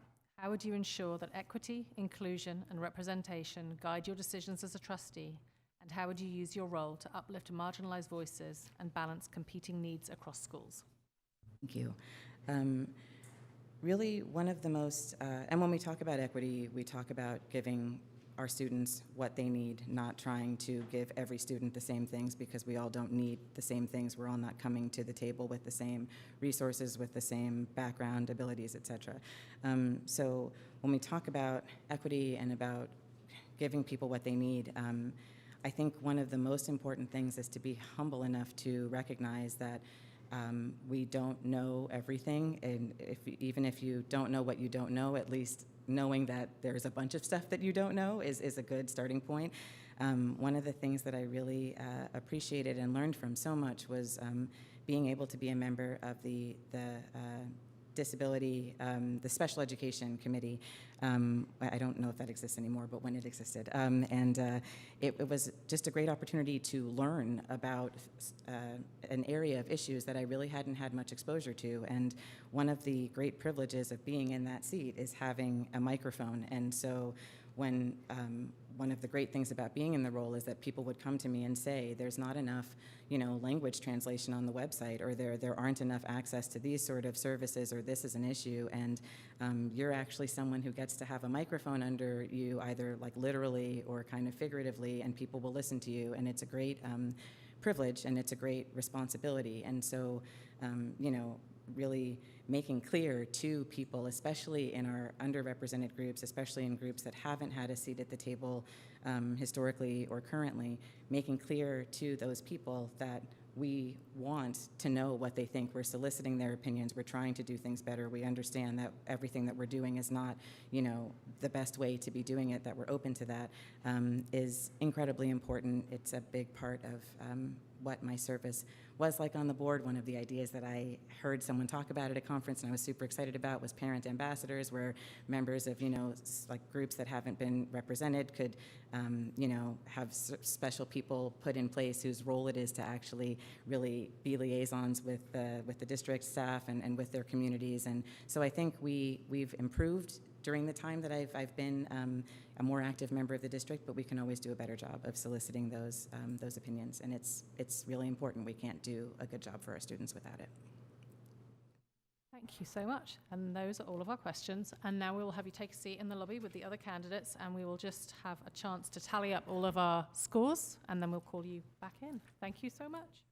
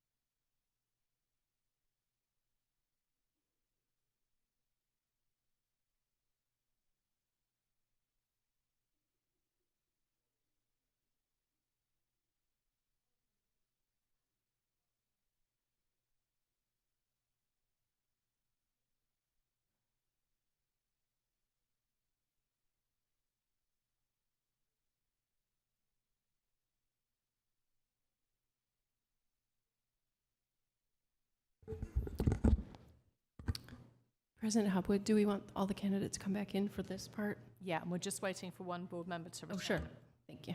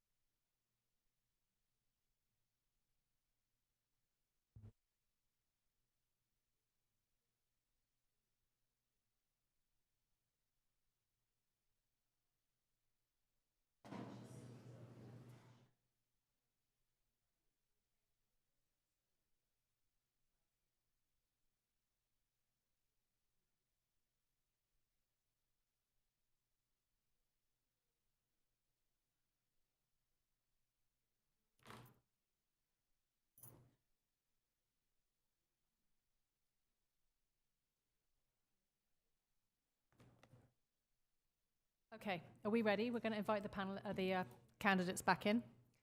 Can we invite them all back in? Thank you. And John, I'm assuming that you are listening in now on Zoom. Yes, I'm here. Thanks. Perfect, thank you.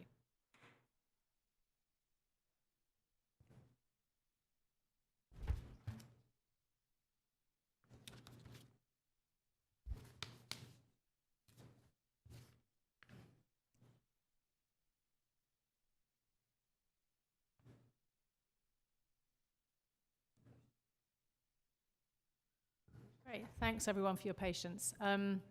So, as I explained before, we haven't done it this way before, so bear with us. So, Julie is going to read out the overall scores from each board member for each candidate, and then they'll be entered here so we can all see, and then each candidate is scored with a maximum of 25, and so whoever has the highest score will be our new board member, and if there is a tie, then we will have a vote and discussion. So, go ahead.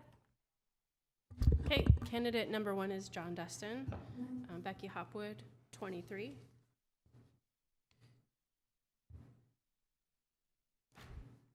Josh Mahoney, 23. Sadia Khan, 11. And Dana Inglis, 23.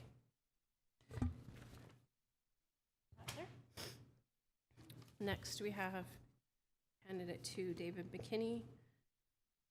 Becky Hopwood, 17.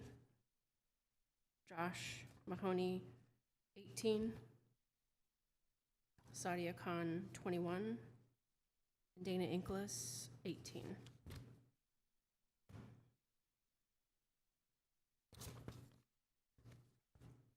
Arthur Hasden, I hope I'm saying his name right. Becky Hopwood, 21. Josh Mahoney, 18. Sadia Khan, 16. Dana Inglis, 21. Mark Likas. Becky Hopwood, 18. Josh Mahoney, 19. Sadia Khan, 15. And Dana Inglis, 16.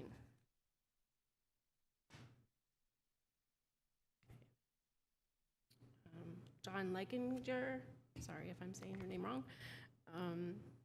Becky Hopwood, 15. Josh Mahoney, 13. Sadia Khan, 12. Dana Inglis, 12. And last, Melissa Boyd. Becky Hopwood, 24. Josh Mahoney, 25. Sadia Khan, 25. Dana Inglis, 22. And that is all. Great. So now my job is to read out the total scores for each candidate. So we have John Destin with 80, David McKinney, 74, Artur Pazden, 76, Mark Likas, 68, John Leichenja, and I'm so sorry if I mispronounced that, 52, and Melissa Boyd, 96, which means that Melissa Boyd is the recommended finalist. So we need now to request a motion and a second to appoint Melissa to the board. And we are going to be doing a roll call vote after we've done made the motion and second. So if anybody is ready to make a motion. I make a motion for Melissa Boyd to be the candidate for the school board, whatever the appropriate nomenclature is. Second. So we're going to do roll call.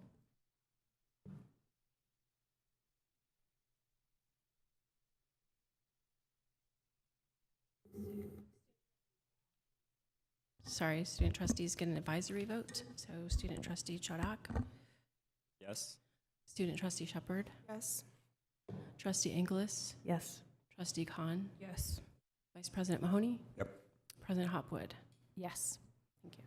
So that motion passes unanimously. Congratulations, Melissa Boyd.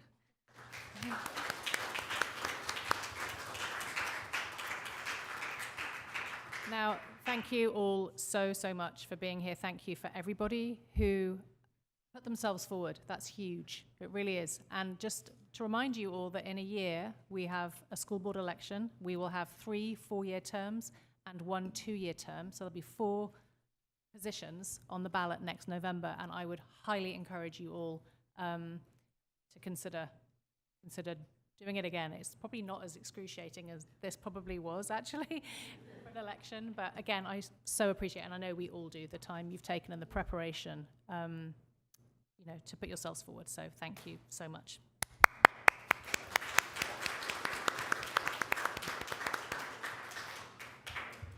So now we are moving on in our agenda to item 2B, which is a resolution. Now, in our agenda packet, we just left the name of the winning candidate blank. And so I want to make an amendment to that resolution to include Melissa Boyd's name, if that's possible. So I'm going to read out the resolution, or just this brief description. So it's resolution number 2025-2602, appointing a provisional member of the Board of Education. And that person, here we go. Here's the resolution. And so you can see now that Melissa's name has been added, so that's been amended. Do we have any board discussion about this? Are we all happy with the new language in the resolution? Great. And so we can make a motion to approve the resolution, and then we will again take a roll call vote. I make a motion to approve resolution number 2025-26-02 as amended. I'll second the motion. Okay. Student trustee Chodak, Yes. student trustee Shepard, Yes. trustee Inglis, Yes. trustee Khan, Yes. vice president Mahoney, Yes. president Hopwood. Yes. Thank you. That motion passes unanimously. And Melissa will take her seat on the board when she has had the opportunity to be sworn in by our city clerk, who was not available this evening. So that is going to be for Melissa to organise with Anne, our city clerk. So we look forward to seeing you at the next meeting, which is the 14th of October. Thank you.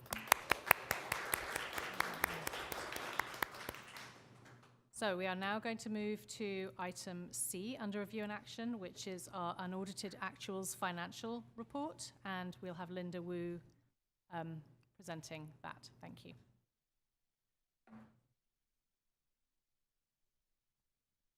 Good evening, everyone. Thank you for being here this evening. It's a long night, and now we get to talk about finance. This next go-around, I'm here to present to you the 2024-25 unaudited actuals for the end of last year. Testing out a gadget. It worked all right. So here we are. We like to remind folks throughout the year what the reporting schedule is.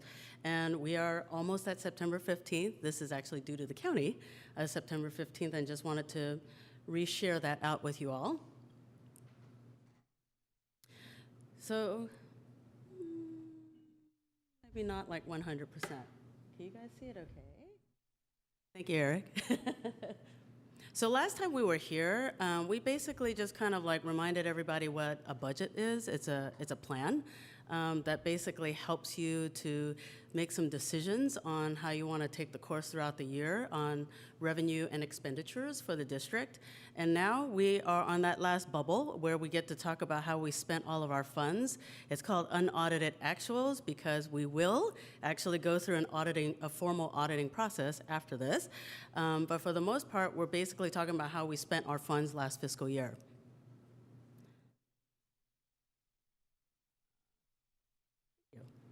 So here you see like a high-level summary. We've also attached on the agenda some supplemental guides that actually gives you more in-depth detail on how the expenditures were spent. I like being in the position to tell you guys how we did better than we had expected. And typically that happens because you want to budget at the most conservative level, which is anticipating, because for the most part, if the funds are available, the high likelihood is that it can also be fully expended throughout the year. Timing-wise, we know with vacancies and so forth, ends up having some savings at the end of the year. So if we talk top to bottom, the revenue ended up faring out much better because our P2 ADA calculations went up a little bit and increased our LCFF revenue by $110,000. With regards to also some of our special ed recalculations, we actually fared out a little bit better, as well as a one-time prior year state aid that was also reflected. It was like a couple $100,000. So collectively, what's contributing to the state aid being higher is really like special education program and maybe a little small pockets of little local state grants that contributed to that. Regarding local revenues, that's also a little bit higher because at the end of the year, we're required to actually true up the interest earnings that we have on some of our cash, in addition to making a fair market value calculation. So, and also truing up the donations that we received for the year. So thank you to all of our donors for that. So the net effect of that is actually an increase in revenue of $350,000. So overall, we fared out better, even like the last time that I was up here telling you where we anticipated we would end the year with our revised budget, we actually fared out better by almost $1 million in revenue. So in addition to that, if we're also decreasing our expenditures, mainly because I hate to burst any bubbles or anything like that. But a lot of that is also because of restricted grant funds. So if we don't actually fully expend it, we also don't earn the revenue. So it's kind of like a net wash there. But for the most part, we did have some vacancies. Some of our expenses for like specialized programs were also deferred into the next year, the restricted grants. And so that ended up, working out favorably for our district as well. So the net effect is we ended up doing much better at the bottom line than we anticipated, by $4.5 million in expenses, underspending.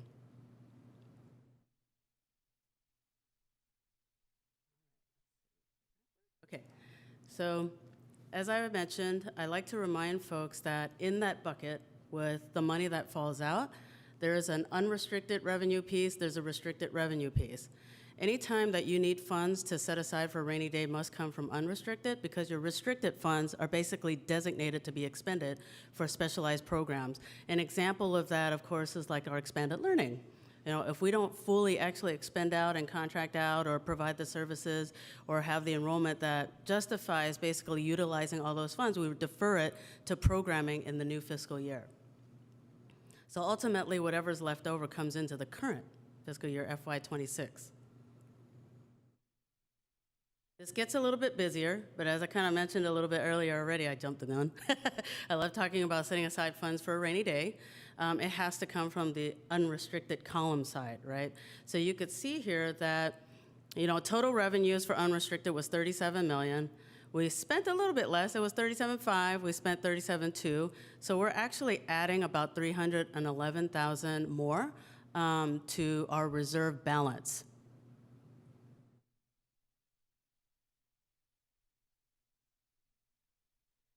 So in evaluating the reserve balance and what we're allowed to do with those funds, you can see that the minimum reserve requirement for school districts is 3%.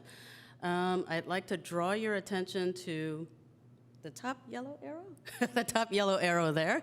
That's actually us setting aside an additional 2% reserve. That brings us to about 5%. We looked around other districts, and if people are actually counting like their restricted funds, their reserve balance is over 20%, but ultimately the goal for a lot of surrounding districts in California, particularly Bay Area, is to try to grow to at least 10%. And that's what we've seen in our surrounding districts. So here, by setting aside the 3, setting aside an additional 2, we're kind of halfway there. And the reason why we don't want to upfront, we want to build up to that, is that the remaining balance that's available right now, you may want to actually be able to utilize that. If in any case we identify in a priority that maybe wasn't in the original budget, we don't want to reserve it so that you can't, you know, utilize that. Oh, excuse me. It's the water and the heat.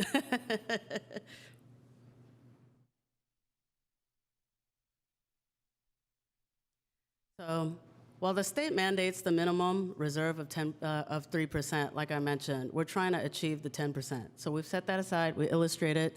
I tried to make it as simple as possible for you guys to see that.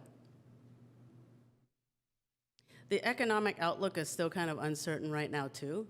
So I think it's a good idea to make sure that we kind of tread lightly when it comes to making decisions on how we plan to utilize our funds. So next steps is the fun part is we mentioned before that we're going to come back in October and actually present to you guys a revised budget based off of the students that are here, recalculating what our LCFF revenues are. We've already gotten notifications, as I mentioned, during the 45-day budget revision update that we have a one-time discretionary block grant that's also coming back through, and that amounts to like one-time funds of like $1 million. So I'm looking forward to having more discussions with you guys on what types of priorities we want to make there. And then we'll continue to also monitor the economic outlook. It feels like it changes every day. I don't know if anybody watches the stock ticker. But some days you want to just hide because the arrow goes down so far, and then sometimes it goes really high and you're like, you wish you had some money to put in there, some excess funds.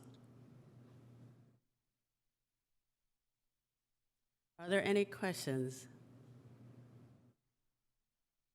Now, anybody in the public have a question, either in here, either in person or in our virtual audience? And I'm not seeing any raised hands online, and I don't see anybody here approaching the podium. Anybody in the board have a question or a comment? Sure, I always have questions. Can you characterize some of the restricted funds in terms of what's carrying over into the next fiscal year? Yes. You have to give the group a little bit of a flavor of what's sitting there. Yes, the largest carryover balance that we have is coming from restricted funds. It's $1.2 million from our expanded learning programs, and we must spend that. They usually award it in each year, and you get like a subsequent year to utilize that fund. So for the most part, we only dipped into last year's award by a little bit, so we have to expend $1.2 million by June 2026. In addition to that, we also have like some Proposition 28 funds, the art and music, Prop 28 funds, that makes up a majority of that. I won't go through the whole laundry list, but for the most part, those are the two big bulks that contribute to the high restricted balance. And then I guess my comment would be, I want us to continue to keep an eye on the reserve. I mean, the 3% is obviously what's required, but given the economic uncertainties, particularly what we're seeing both at the federal level and even the performance of the state, and given how much the performance of the state drives what our funding is from an education perspective, I think unfortunately we have to be prepared a little bit for the worst, and having something there so that we're able to kind of compensate, I think is truly important. So I appreciate even the few $100,000 we've added to it, which is great. So that was going to be my question actually about the reserve, which is that we have to maintain a minimum 3%. We can't exceed 10%. We've talked about aiming for 10%. So what's realistic and what do you talked about other Bay Area school districts who have greater than a 3%. What would be realistic for us and what do other school districts tend to have if it's greater than 3%? From looking at our activities and knowing that we're going to get a slight infusion of some one-time restricted funds, I think that more of a realistic range is probably to climb somewhere between like the 5 to 7% range that's sustainable. Great, thank you, that's helpful. Does anyone else here, any student board members, any questions for CBOU? No. Okay, great. So we now, let me go back to my agenda. So this is actually an action item for us. So we want to approve this unaudited actuals financial report. So if there are no more questions, would anybody like to move to approve this? I move to approve the 2024-25 unaudited actuals. I'll second the motion. All in favor, say aye. Aye. Aye. Aye. Great. Thank you so much. That Thank you motion for that. passes. And you are still here now Yes. for the my GAN next- limit. And I would just want to mention before we start on this adoption of the annual appropriations limit is that CBOU noticed a typo in the presentation, which of course now I have lost. Here we go. Under the details section, the second line should read the 25 to 26 budgeted appropriations limit, not 24 to 25. So we'd just like to have that amended. That's correct, isn't it? Thank you. Okay, Appreciate it. Yes, so this is the resolution 2025-26-03. We're recommending that the board approves the annual GAN limit resolution. And this is basically, all school districts have to do it. It's basically to ensure that school districts haven't overextended, like how much they've appropriated for expenditures. It's it's not a straightforward percentage, but this is a direct result of something from Prop 4 in 1979, way back to 1979, that school districts are still following. Any questions on that? Anybody in the public in person or online have a question about the GAN limit? Unsurprisingly, nobody. Does anybody on the board have any questions or comments? No. So we are ready to entertain a motion. Move to approve resolution number 2025-26-03. I second the motion. And now this is a resolution, so we need a roll call. Student trustee Chodak. Yes. Student trustee Shepard. Yes. Trustee Inglis. Yes. Trustee Khan. Yes. Vice President Mahoney. Yep. President Hopwood. Yes. Thank you. So that's unanimous, and that resolution passes. Thank you so much. And now we are moving on to item E, which is master planning contract with HKIT Architects or HKIT Architects. Yes. Right. HKIT Architects. Thank you. So just as a quick refresher, back in June, the board approved and authorized the school district to enter into an RFP process to contract out services for facilities master planning. So with that said, a committee was formed. Committee went through, there was 4 applicants that actually submitted an RFP. And the committee actually interviewed all 4, and it was unanimous that HKIT was selected. We are in the early stages right now, because clearly, we have to still develop timelines, schedules, and so forth, and schedule out the meetings that we want to engage in. But for the most part, unanimously, we selected HKIT, and we recommend that the board approve the contract. At this time, I'd like to welcome, just for a quick introduction, Jeffrey Evans, who is our principal consultant from HKIT. Great, welcome. Yeah, go ahead there. Oh, right up here. You can come up here. Either way, it's fine. Yeah, either one. Sorry. Either one. Yeah. Yeah. That was the first test, right? Yeah. You Well, passed. Yeah. My name is Jeff Evans. I'm with HKIT Architects. I just want to tell you how excited I am to be here and how honored we are to be selected to be your partner to work with your teachers, your faculty, your staff, your students, and your community to chart the course forward for your facilities. We firmly believe that facilities are not just about the buildings, but it's what the people need as well, and how those buildings provide the space for education. HKIT is the core of the team, but we're excited to be partnered with Heather with Communities and Collaboration, who will be our community engagement specialist, as well as Kitchell, who will work with us on cost estimating, phasing, that kind of thing. And so we really look forward to developing the plan with you all and getting to work. So thank you. Great. Thank you, and thanks for being here. Great. Other questions on that, or? Any questions from the public? In person or online? Raise your hand if so, and I am not seeing any. Does anybody on the board have any questions or comments? Go ahead, Trustee Inglis. It's an operational question, but when the contract, once it's approved, is there somebody from the district that manages the relationship and the contract? Sarah and I will be the direct point of contact directly in the district. Okay. We'll work directly with HKIT on developing the plan, communicating out to you all with regards to updates. I recommend that in the future meeting, we actually invite HKIT back to kind of have a longer discussion about what the formal plans are. Yeah, that would be great. Can I add one thing that we will, we started last year to put together a master planning committee, which is actually going to become our steering committee, so that's also a point of contact into the district around this work. Great. Will they be the ones then that approve the input, the documents? Like I read through the series of deliverables basically. So who reviews and approves the deliverables? It will be a combination of staff, and then the steering committee will be making recommendations to staff, and then of course the board makes the final decision. Thank you. Great. So if we don't have any more questions, we could entertain a motion to approve this contract.